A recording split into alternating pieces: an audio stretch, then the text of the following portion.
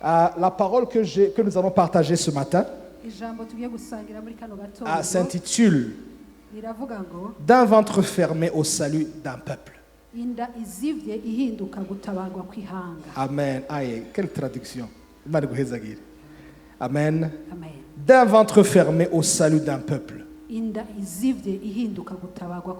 Alléluia. De la stérilité au salut d'un peuple. D'une situation impossible, le salut d'un peuple est venu. Alléluia. Amen. Nous allons lire 1 Samuel. Et c'est le livre qui va nous intéresser aujourd'hui. Le chapitre 7, verset 12. Amen. Le verset 12 nous dit: Samuel prit une pierre qu'il plaça entre Mispa et Shen, et il l'appela du nom d'Ebenezer, en disant: Jusqu'ici, l'Éternel nous a secourus. ngo maze Samweli yabira ibuye arishinga hagati y'imisipa n'isheni aryita Ebenezeri ati kugeza ubu uhoraho yaradutabaye. Jusqu'ici, l'Éternel nous a secourus. Des fois, nous lisons ce passage et nous sommes très excités à propos d'Ebenezer. Et nous chantons Ebenezer. Et nous déclarons Ebenezer. Et nous nous réjouissons par ce Dieu qui nous a secourus. Mais j'aimerais t'amener un peu en arrière et te donner l'image d'une situation sombre, une situation impossible presque, une situation où la plupart se plaindraient. Amen. Le livre de 1 Samuel commence par l'histoire d'un ventre fermé. Commence par l'histoire de la stérilité. Commence par l'histoire d'une femme constamment harassée par sa mukeba.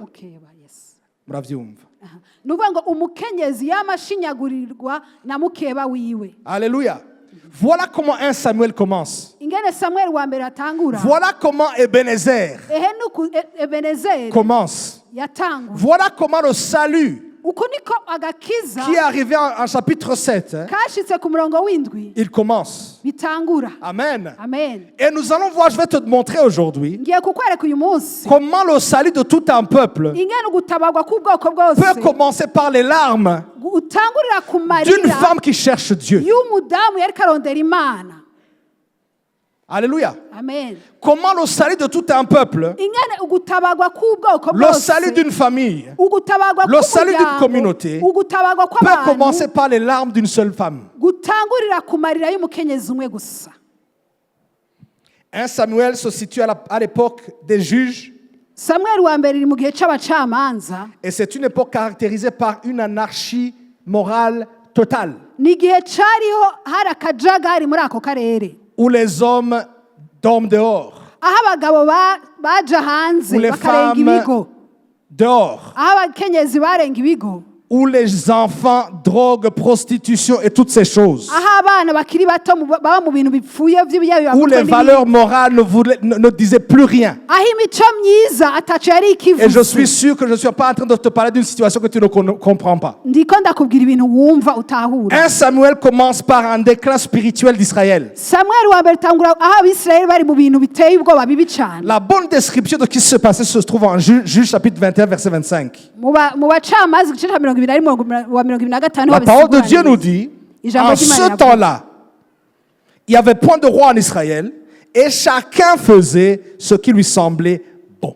abacamanza 21:25 ngo kandi muri iyo minsi abisirayeli nta mwami bari bwagire ngo umuntu wese yakora ico yigombeye. Chacun faisait ce qui lui semblait bon. Umuntu wese yakora ico yigombeye. Les familles étaient détruites. Imiryango yari isambutse.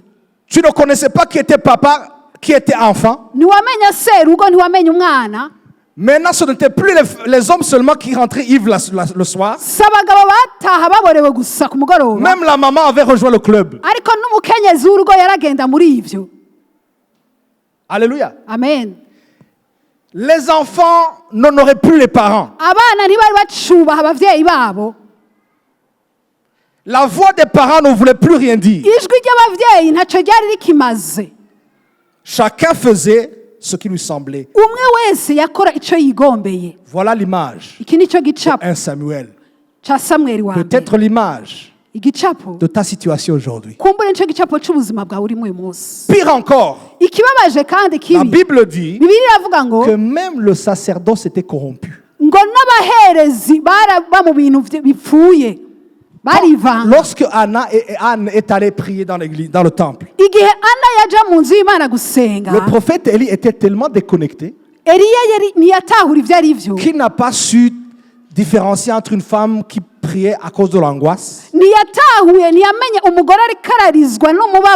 et une femme qui était ivre. Et il a commencé à l'accuser d'avoir été ivre. Voici l'état du sacerdoce dans ce moment-là. Et quand on parle de sacrificateur, aujourd'hui on parle de pasteur. Alléluia. Amen. Voici l'état de l'église à ce moment-là. Pire encore, la parole de Dieu nous parle de deux jeunes hommes. L'un s'appelait Phinéas et l'autre Ophni. C'était les fils du sacrificateur. Je suis en train de te donner l'image d'une situation impossible. Impossible. Mais qui n'a pas empêché à Dieu d'agir. Qui n'a pas empêché à Dieu de se manifester. Le sacerdoce était tellement corrompu. Amen.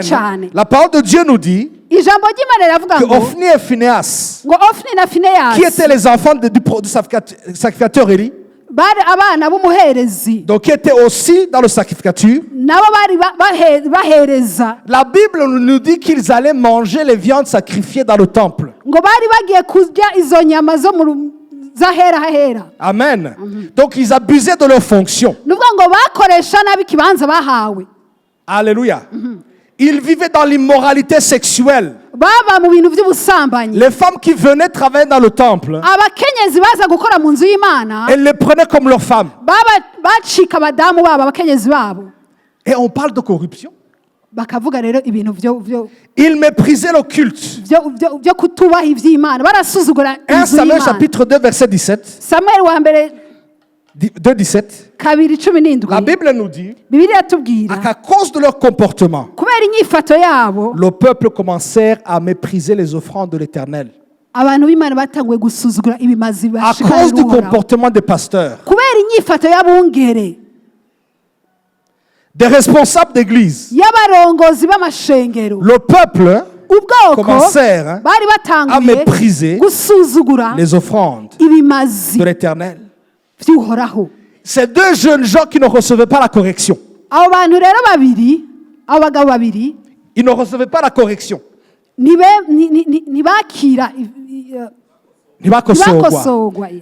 Et c'est eux maintenant, quand ils voyaient Israël battu, c'est eux qui ont décidé d'aller chercher l'arche d'alliance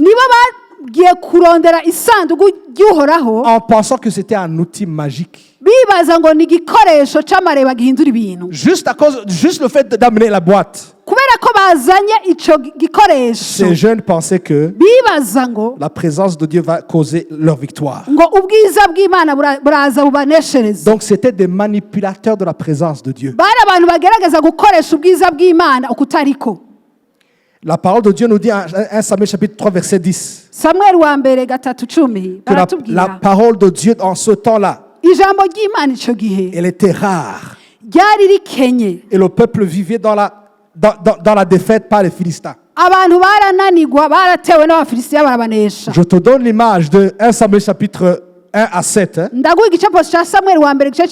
te demanderai s'il te plaît de traduire cette image dans la situation que tu vis aujourd'hui. Alléluia. Amen. Je te demanderai de traduire cette image dans la vie d'aujourd'hui, de tous les jours. Alléluia. Amen. J'entends des gens se plaindre en disant je ne vais plus aller à l'église parce que Hophni et Phinéas sont corrompus. Parce que j'ai vu la corruption dans certaines places. Parce que j'ai vu la viande dédiée à Dieu être consommée par ceux qui étaient supposés être les gardiens. Et ils décident complètement d'abandonner d'aller à l'église. Je suis ici pour te dire que ce n'est pas la solution. Je suis ici pour te dire que ce n'est pas la solution. Dieu est capable d'agir même dans des moments de ténèbres, même en pleine corruption. Dieu a la capacité d'agir. Aller loin n'est pas la solution. Fuir loin de Dieu n'est pas la solution. Tu as plus intérêt de te rapprocher de lui encore plus. Est-ce que je peux entendre un amen aujourd'hui?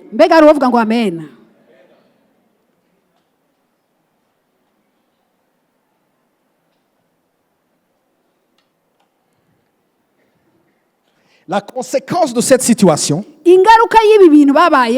fut que l'arche, même de l'alliance, fut capturée par les Philistins. Israël est dans l'humiliation. Spirituellement faible et sous oppression.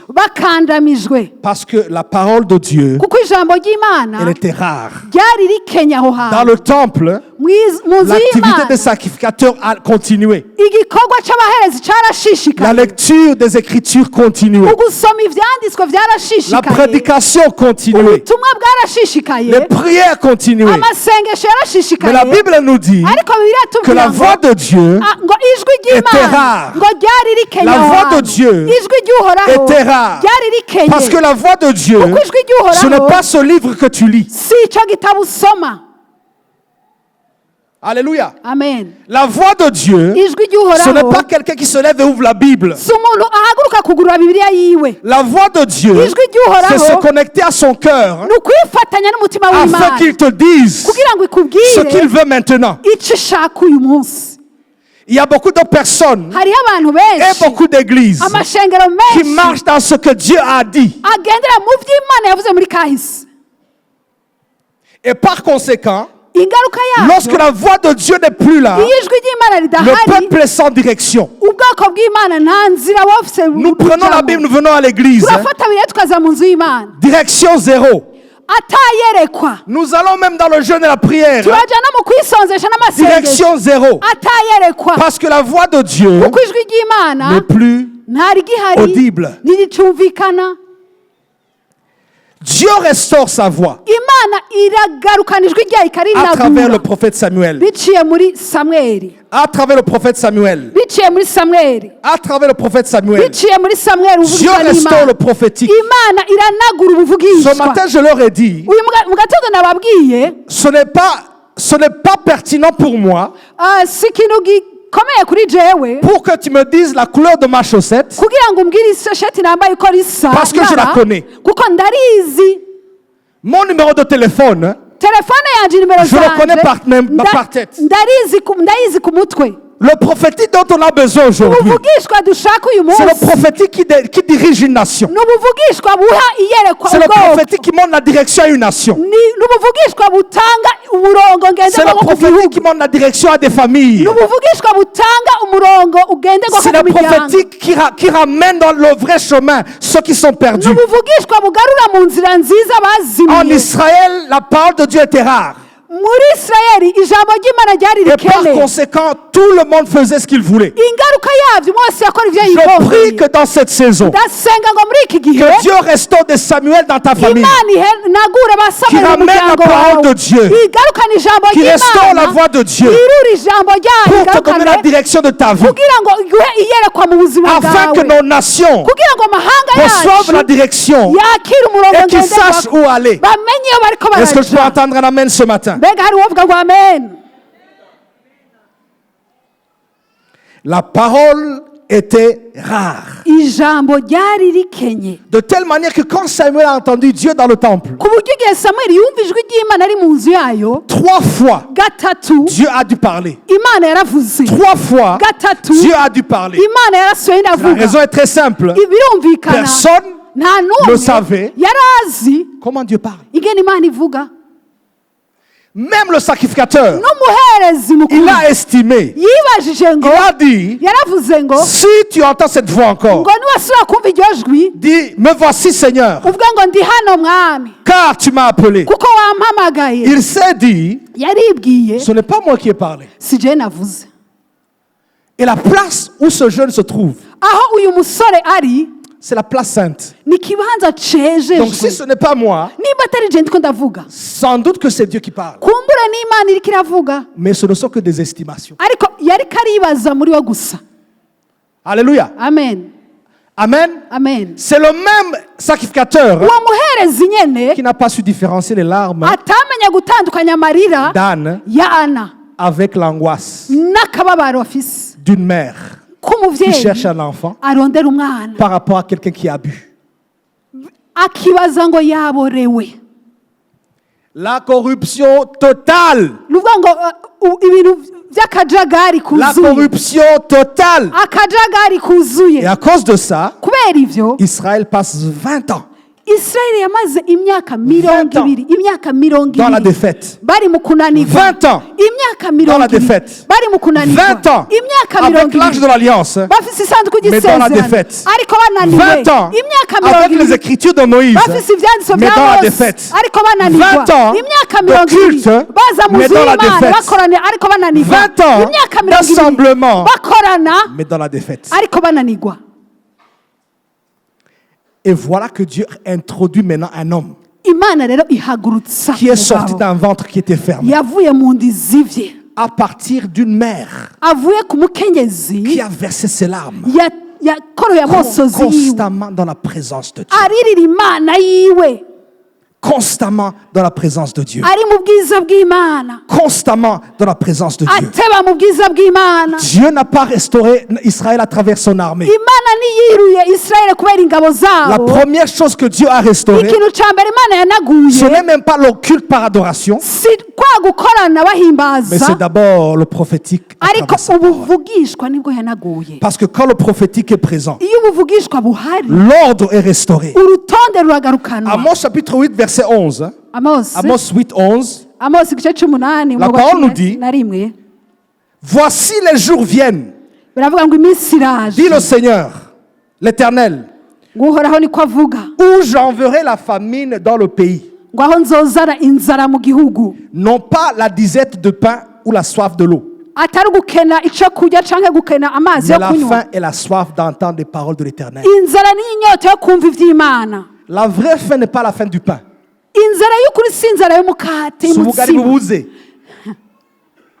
Alléluia. Amen. La vraie faim, la vraie disette, ce n'est pas la disette de l'estomac, la faim de l'estomac, mais c'est la rareté de la parole de Dieu. C'est la rareté de la parole de Dieu. C'est la rareté de la parole de Dieu. La parole de Dieu revient dans une génération silencieuse. La parole de Dieu revient dans une génération où le silence avait pris parti. Et je prie au nom de Jésus que dans ta famille, la restauration de la parole de Dieu soit efficace, effective, et à partir d'aujourd'hui même. Que l'oreille spirituelle commence à entendre ce que le Seigneur est en train de dire dans cette saison. Que ton esprit commence à capturer la parole prophétique de Dieu Dieu pour toi-même, pour ta famille, pour les tiens, pour l'Église, pour la nation, afin que nous puissions avoir une direction claire. Le prophétique est restauré. L'ordre est restauré. L'ordre est rétabli. Et ceux qui s'étaient trompés, Phinéas et son frère, ils avaient pensé qu'ils étaient capables de manipuler la présence de Dieu. Alléluia. Amen. Amen. Amen. Ils avaient vu la défaite et ils se sont rappelés. Ils se sont dit, mais on a l'arche de l'alliance là-bas derrière, on l'a laissé. Nous allons l'amener parce que je suis sûr que l'arche de l'alliance va pouvoir nous donner la victoire. Mais le problème est que ils étaient en train de l'utiliser comme un outil magique. Alléluia. Amen. Les magiciens ont des biheko. Et des fois, les chrétiens nous amènent aussi les biheko. Alléluia. Amen. Dieu ne se fait pas manipuler. L'arche de l'alliance n'est qu'une boîte sans la présence de Dieu. Alléluia. L'arche de l'alliance n'est qu'une boîte sans la présence de Dieu. La présence de Dieu ne suit pas la stratégie. Mais la présence de Dieu poursuit la repentance et l'obéissance. Porter ma Bible ne veut rien dire. C'est pour cela que le Burundi a 99% de chrétiens. Et pourtant, on peut appeler Ikabod facilement. Ok, je n'ai rien dit. Je n'ai rien dit. Je vais amener ce message là-bas au Congo. Là. Alléluia. Amen. L'arche de l'alliance ne veut rien dire. Ce n'est qu'une boîte. La Bible que tu portes, ce n'est qu'un livre. Les prières que tu lances de ta bouche ne sont que des belles paroles sans que le cœur ne soit connecté à Dieu. Les sacrifices que je donne dans le temple, moi qui suis sacrificateur, sans que je n'ai un cœur d'obéissance, ce n'est que peine perdue. Alléluia. Amen. Israël, au chapitre 4 de 1 Samuel, ils essaient d'utiliser l'arche de l'alliance comme un porte-bonheur. Alléluia. Amen. Il y a de l'eau bénite là. Hein? Il y a des morceaux de mouchoirs qui ont touché un homme de Dieu. Vous ne comprenez pas. Mais je vous dis ça, rappelez-vous que quelqu'un en avait parlé. Alléluia. Amen. Amen. Amen. Israël utilise l'arche comme un porte-bonheur. Non seulement ils sont battus,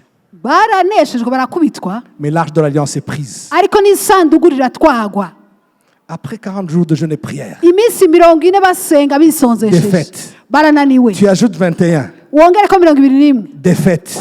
Tu ajoutes 30. Défaite. Tu amènes l'eau bénite et l'onction. Défaite. Tu amènes une offrande. Défaite. Parce que Dieu ne se laisse pas.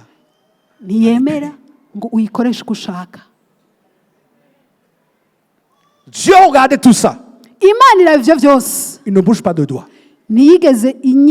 Parce que Dieu ne se laisse pas manipuler. Mais la bonne nouvelle que j'ai pour toi, c'est qu'il était en train de travailler en arrière pour amener la vraie restauration. C'est ainsi qu'au chapitre 7, aujourd'hui on est en train de faire une étude biblique tranquille, petit à petit, étape par étape. C'est ainsi qu'au chapitre 7 maintenant, nous voyons la vraie restauration qui vient de Dieu. Alléluia. Amen. Rappelez-vous qu'Israël a passé 20 ans à se battre dans la défaite totale et complète. Et hier, plutôt derrière, Dieu travaille à travers une femme qui était stérile. Parce qu'il avait placé une semence. Et c'est cette semence-là qui allait amener le salut et la restauration d'Israël. Samuel maintenant intervient au chapitre 7, à partir du verset 3. Voilà ce qu'il dit. Samuel dit à toute la maison: si c'est de tout votre cœur que vous revenez à l'Éternel, ôtez du milieu de vous les dieux étrangers et les Astartés. Dirigez votre cœur vers l'Éternel et servez-lui seul. Et il vous délivrera de la main des Philistins. Maze Samuel abarira ab'inzu y'Abisirayeli bose ati nimwaba mugarutse kuhoraho n'imitima yanyu yose nimukureho ibigirwamana by'abanyamahanga na Ashtaroti biri mu bwenge muherereze imitima yanyu muyihe imitima yanyu uhoraho. Alléluia. Amen. Avant que Dieu ne combatte pour toi, imbere y'uko Imana ikugwanira, il doit d'abord combattre en toi. Ibanza kugwanya ikiri muri wewe. Le plus grand géant n'est pas le Philistin. Ikigatanya gikomeye si umufilisitiya. Le plus grand géant c'est celui qui est assis en toi là. Ikigatanya gikomeye ni cicaye muri wewe. Alléluia. Amen. Dieu n'a aucun problème avec le Philistin. Le plus grand géant qui existe, c'est le géant qui est assis en toi, qui s'est battu avec Dieu pendant 15 ans. Dieu essayant de la mener à la repentance, Dieu essayant de la mener à l'humilité, mais ce géant est bien assis sur la chaise. Alléluia. Amen. Il est le même hier, aujourd'hui et pour toujours. Il est assis sur le trône interne. Je ne sais pas si ce matin où j'ai parlé de Mobutu, c'est empereur éternel là. C'est ce géant qui est en toi que Dieu doit travailler d'abord. Alléluia. Amen. Parce que le Philistin, Dieu n'a aucun problème. Cette maladie, Dieu n'a aucun problème. Cette pauvreté, Dieu peut la pousser dans une seconde. Mais le plus grand géant, c'est celui qui est assis en toi.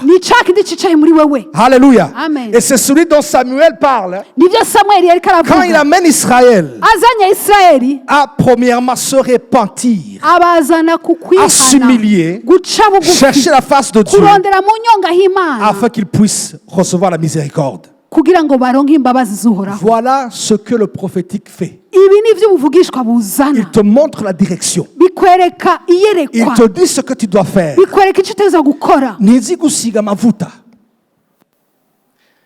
Le prophétique vient pour te montrer là où se trouve le vrai blocage. Le prophétique vient te guider dans les couloirs et les corridors de ton cœur, afin de t'amener à t'humilier devant le Seigneur, parce que le ciel répond par rapport à ton obéissance. Parce que pendant beaucoup d'années, nous pouvons ignorer certains domaines de nos vies et on continue à chercher la manifestation de Dieu, alors qu'il y a beaucoup de domaines qu'on devrait d'abord prendre soin. Et quand la parole de Dieu n'est plus là, on ne sait quoi faire. Et on continue la routine comme Israël pendant 20 ans. Jusqu'à ce que Dieu révèle. Jusqu'à ce que Dieu révèle. Jusqu'à ce que Dieu révèle. Et je prie que dans cette saison, la saison de visitation, que le ciel te visite à travers sa parole au nom de Jésus. Que la parole de Dieu ne soit plus rare dans ta vie, mais que Dieu commence à te parler. Que Dieu commence à te donner la direction claire pour ta vie. Je n'ai pas entendu un amen ce matin. Samuel dit, si c'est de tout votre cœur que vous revenez à Dieu, ôtez de milieu de vous les dieux étrangers et les Astartés. Quand on parle des dieux étrangers, souvent on voit les statues, les idoles. Mais j'aimerais te dire que le Dieu présent dans ta vie, c'est toute chose qui a une voix plus élevée que celle de Dieu dans ta vie. La divinité ou l'idolâtrie dans ta vie, c'est toute chose qui a une voix qui est plus élevée que la voix de Dieu dans ta vie. Cette divinité auquel tu te soumets, c'est lui qui devient ton Dieu. Ce qui contrôle ta vie, c'est ça qui devient ton Dieu. Il y a des gens qui sont contrôlés par la peur du lendemain. C'est ça qui devient ton Dieu et qui empêche le ciel d'agir dans la vie.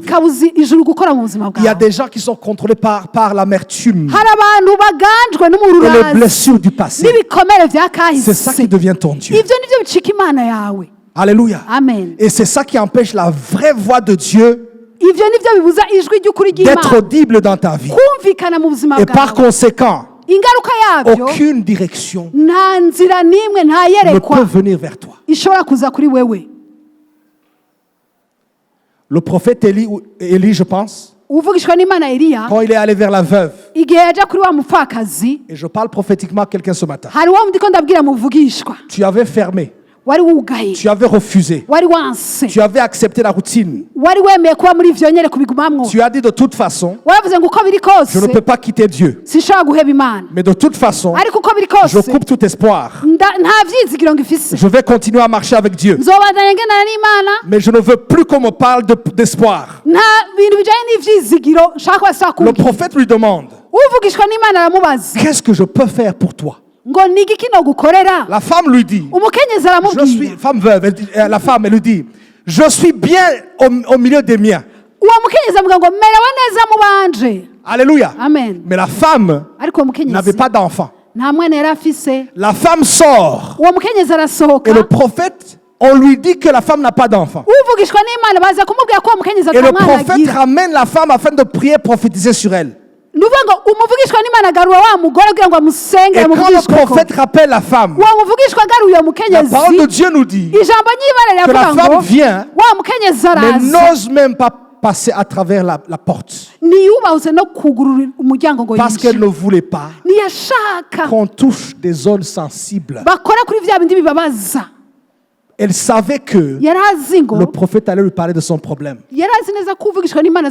Aujourd'hui, il y a beaucoup de personnes qui fuient, qui ne veulent pas que Dieu te parle de ce problème-là. Parce que son cancer, Dieu veut le traiter. Ok, nous allons continuer.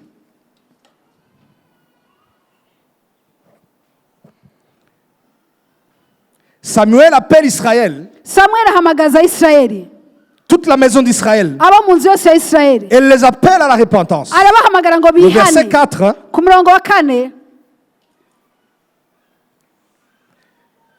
Le verset 4, la parole nous dit.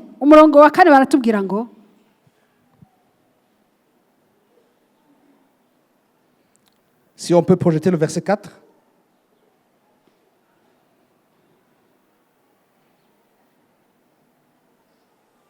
Alléluia. Le peuple envoie à Silo, d'où l'on a porté. Alors l'Éternel appela Samuel. 1 Samuel 7,4. 1 Samuel 7,4.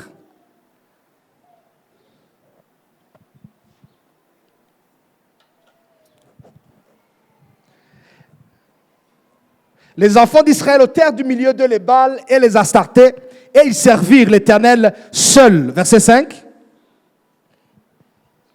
Samuel dit, assemblez tout Israël à Mispa, et je prierai l'Éternel pour vous.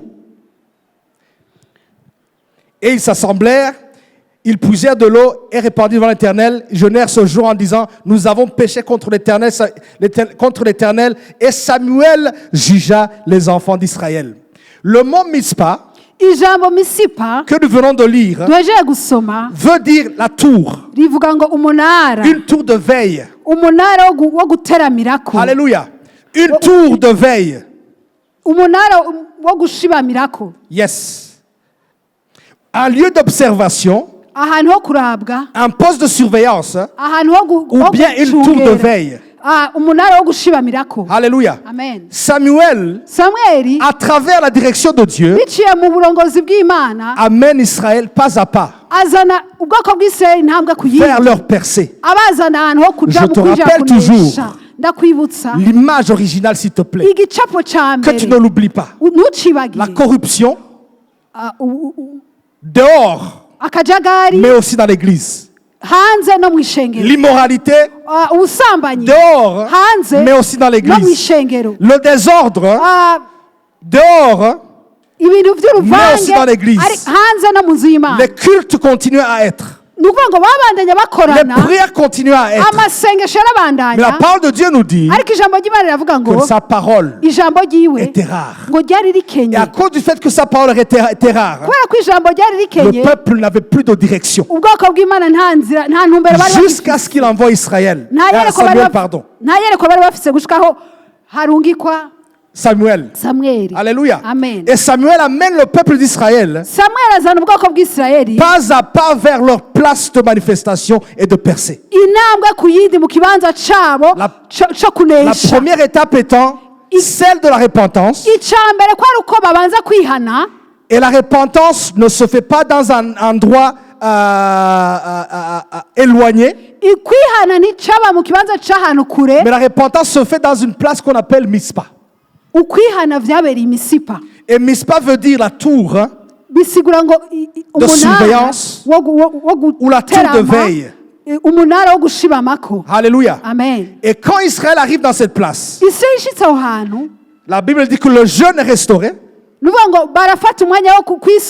confession est restaurée, ils reconnaissent leur éloignement de Dieu.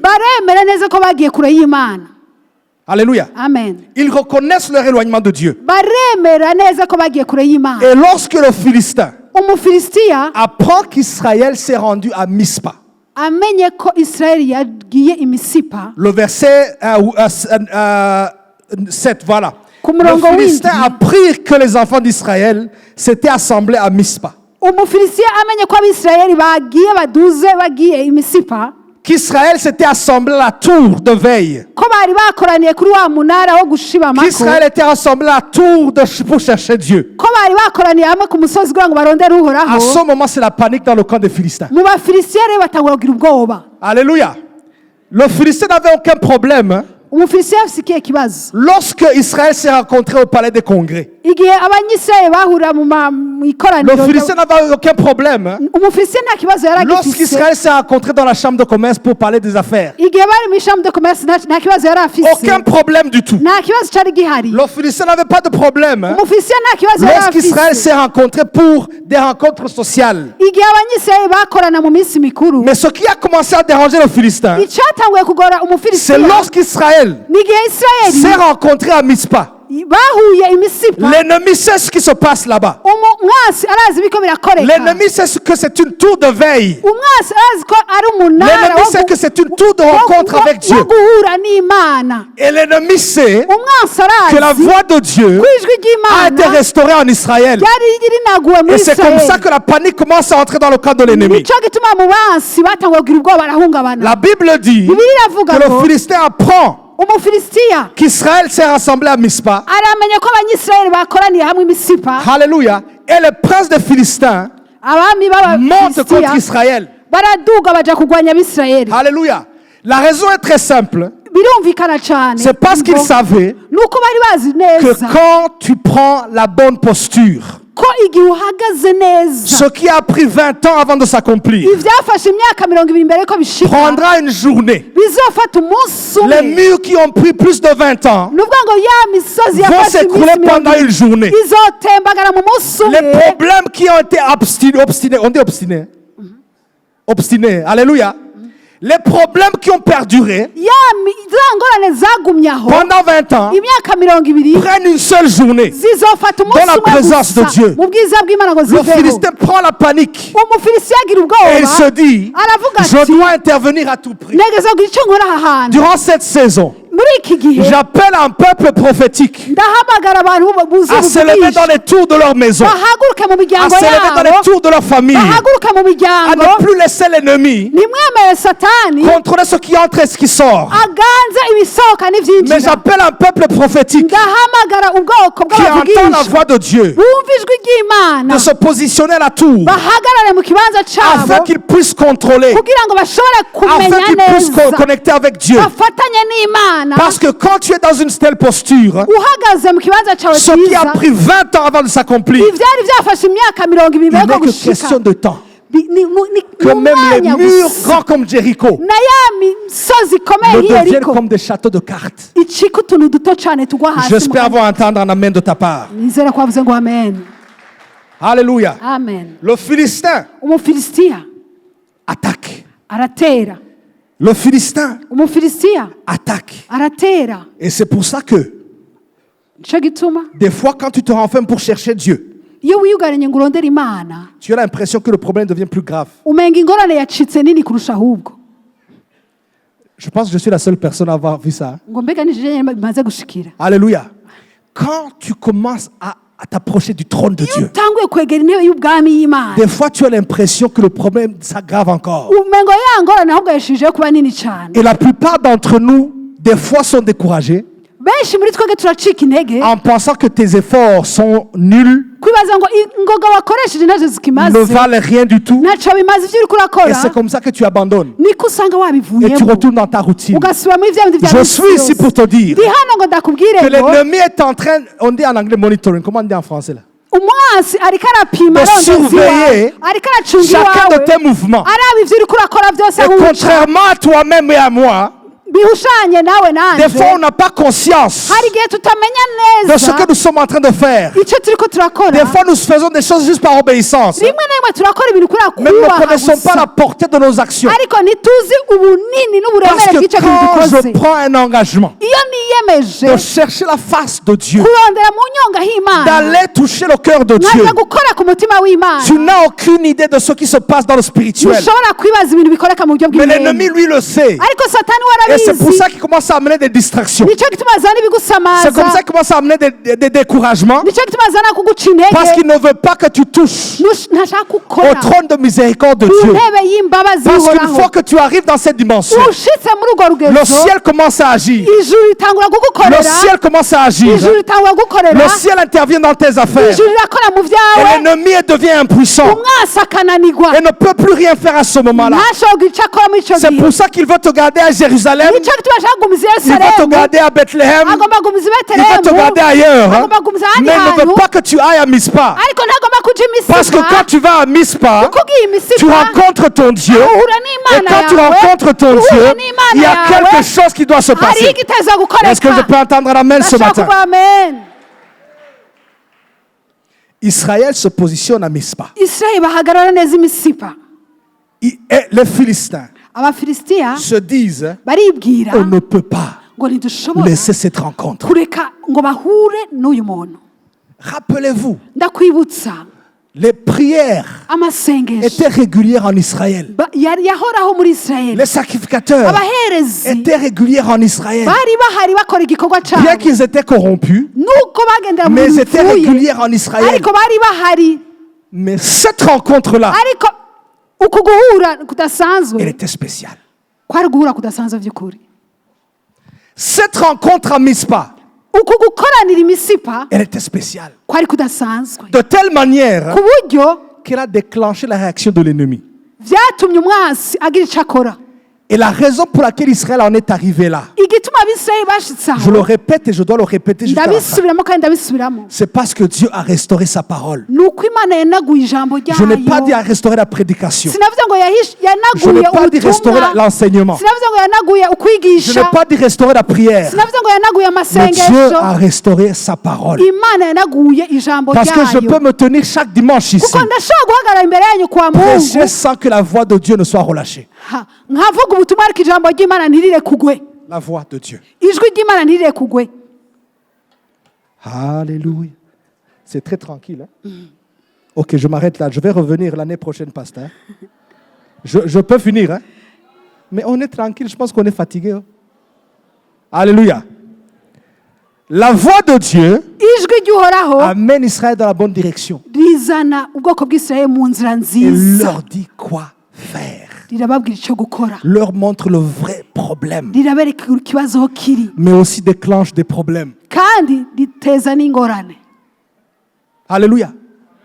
Mais les assemblées normales, le Philistin n'est jamais venu. Dans le temple, le Philistin n'est jamais venu.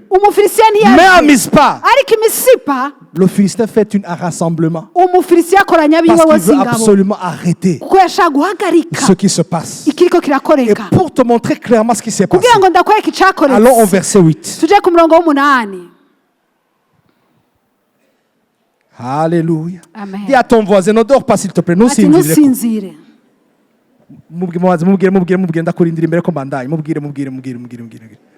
Voilà.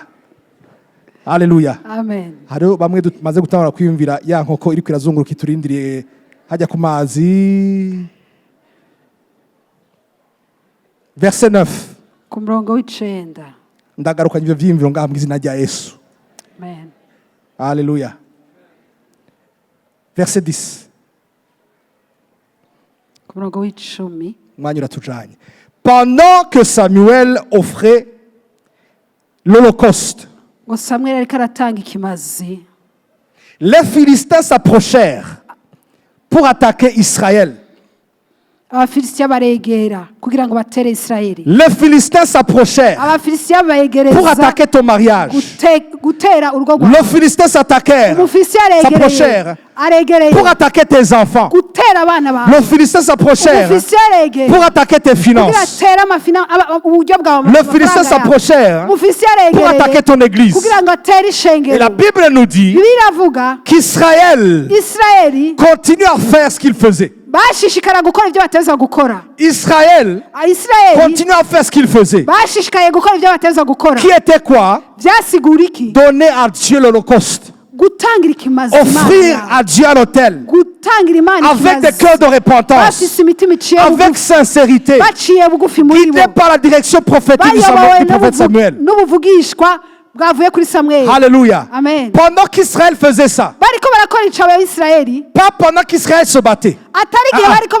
Pendant qu'Israël faisait ça, la Bible nous dit que l'Éternel fit retentir en ce jour son tonnerre sur les Philistins. Et il les mit en déroute. Et ils furent battus devant Israël.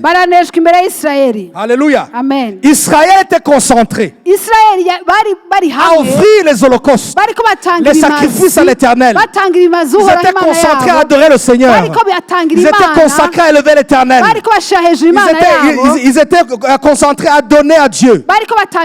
Ils étaient concentrés à louer le Seigneur, à se repentir. Et ils ont continué à faire ça. Et de l'autre côté, la parole de Dieu nous dit que le ciel relâcha le son d'un tonnerre sur les Philistins et il les mit en déroute. Et la dernière partie nous dit ils furent battus devant Israël. Ils furent battus devant Israël. Ils ne furent pas battus par Israël, mais ils furent battus devant Israël. Ils ne furent pas battus par l'armée d'Israël, mais ils furent battus devant Israël. Je me tiens ici au nom puissant de Jésus, en déclarant que ton ennemi sera battu devant toi. L'ennemi de ta destinée sera battu devant tes propres yeux. Si tu te tiens à Mispa, si tu te lèves à la tour de l'Éternel, si tu viens dans la place de rencontre de Dieu, l'ennemi de ton âme, l'ennemi de ta destinée, il sera battu non pas par toi, mais il sera battu devant toi, devant tes propres yeux, devant tes propres yeux, devant tes propres yeux. Et la parole continue en disant verset 11. Nous allons lire rapidement. Est-ce qu'on peut avoir la louange un peu pour que nous puissions clôturer avec une prière? Amen. Les hommes d'Israël sortirent de Mispa et poursuivirent les Philistins et les battirent jusqu'au-dessus de Bethkar. Amen.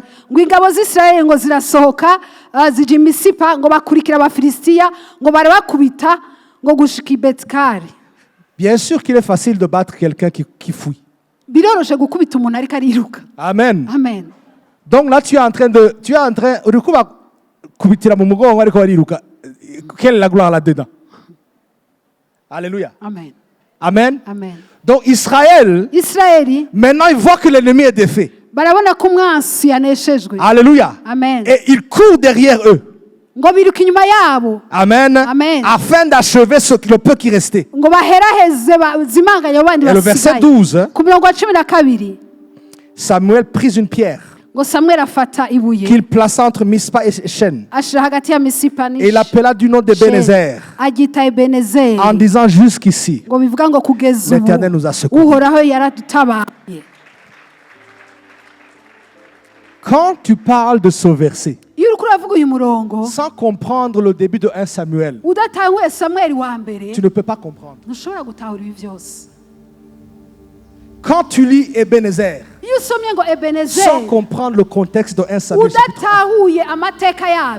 tu ne peux pas comprendre. Alléluia. Amen. Quand tu lis ce verset, sans comprendre qu'au milieu d'un chaos, au milieu de ténèbres, d'habitude on devrait courir dans l'église pour chercher l'aide. Mais le temple est corrompu. Les sacrificateurs sont corrompus. Immoralité dans les familles. Les Bashinganaï n'ont plus de valeur de parole.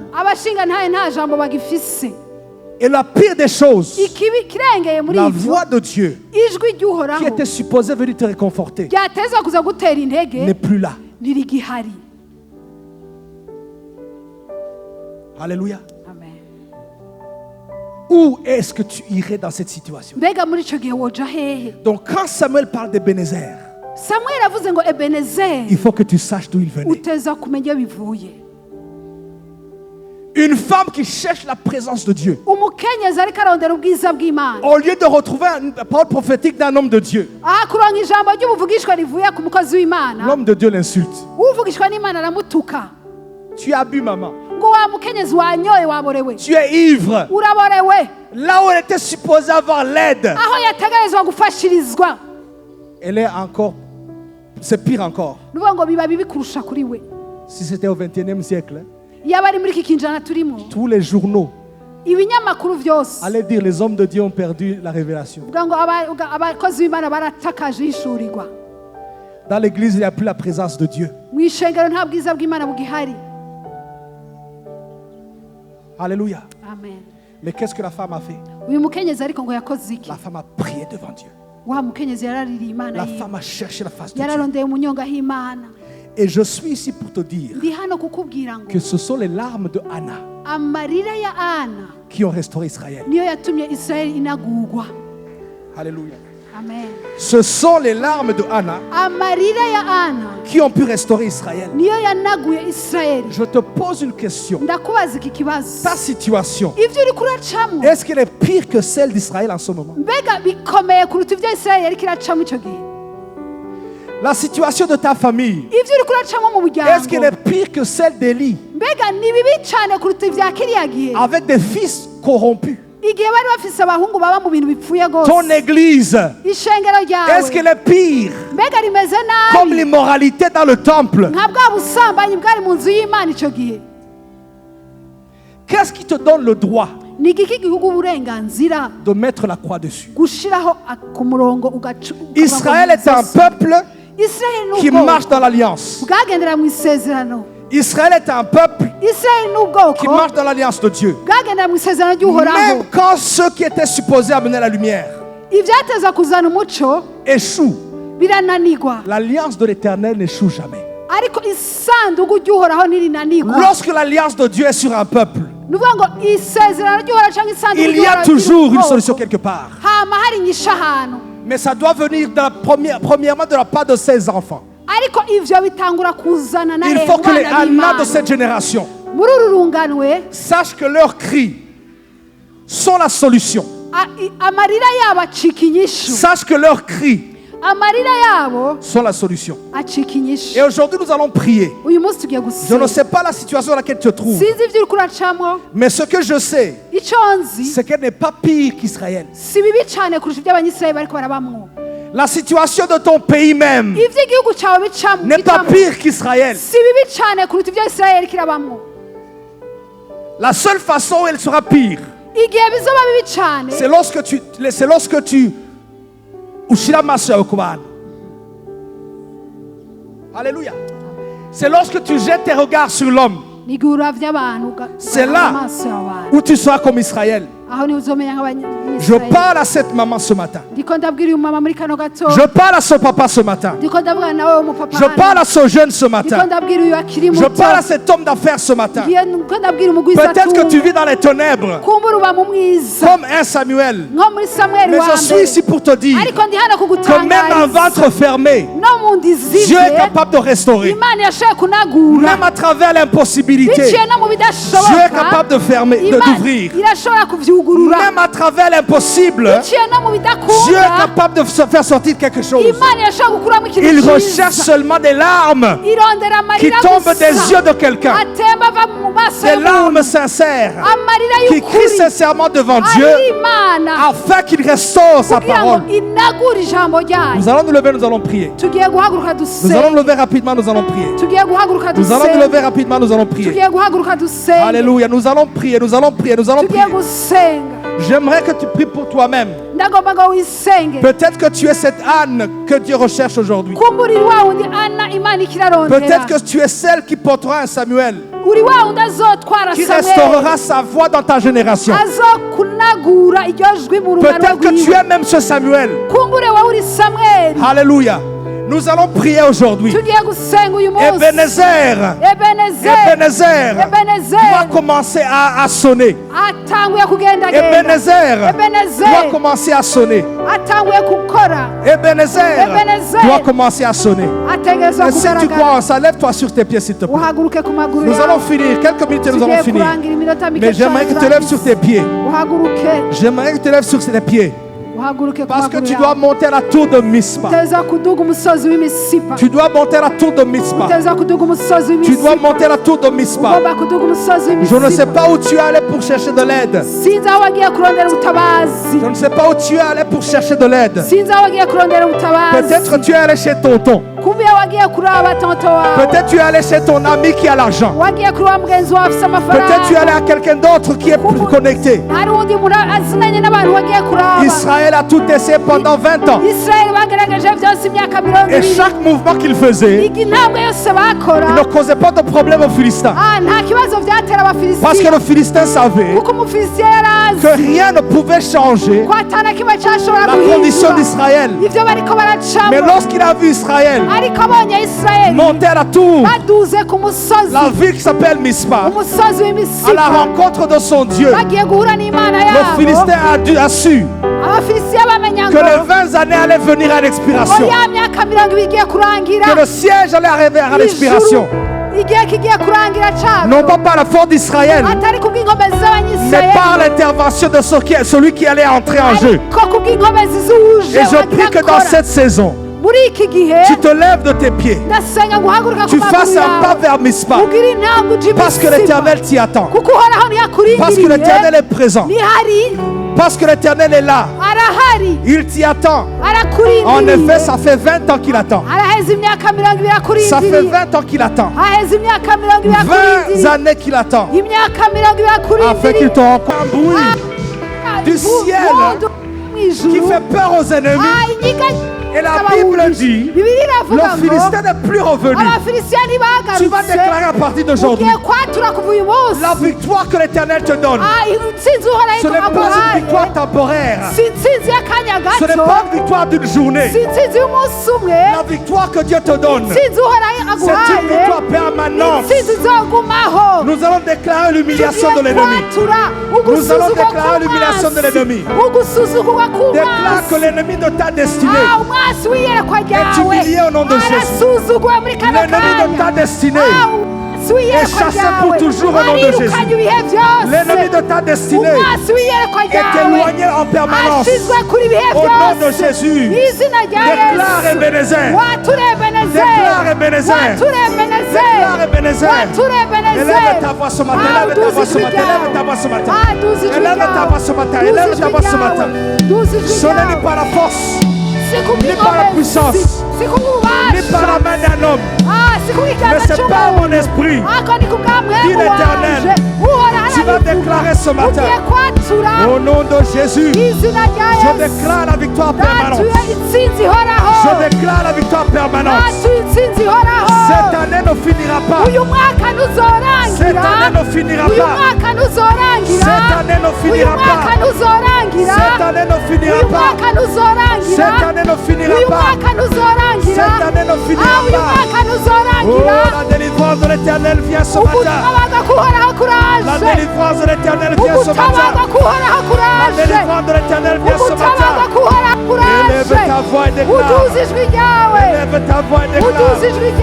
Élève ta voix et déclare. Élève ta voix et déclare la victoire surnaturelle, l'intervention surnaturelle, guérison surnaturelle, provision surnaturelle, intervention surnaturelle. Le salut est venu dans ta maison. Le salut est venu vers ta maison. Le salut est venu dans ta maison.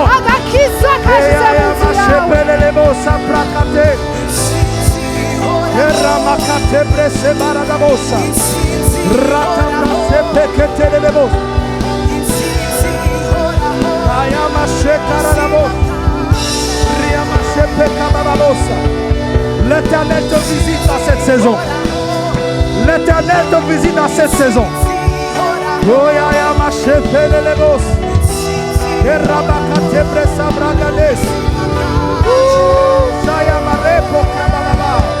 La main de Dieu est présente.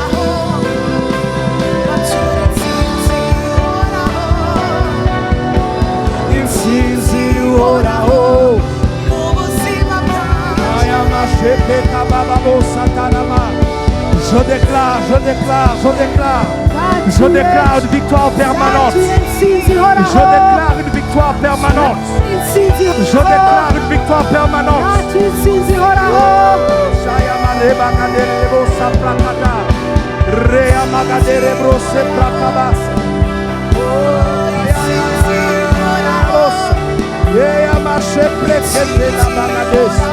Au nom de Jésus, au nom de Jésus, au nom de Jésus, au nom de Jésus.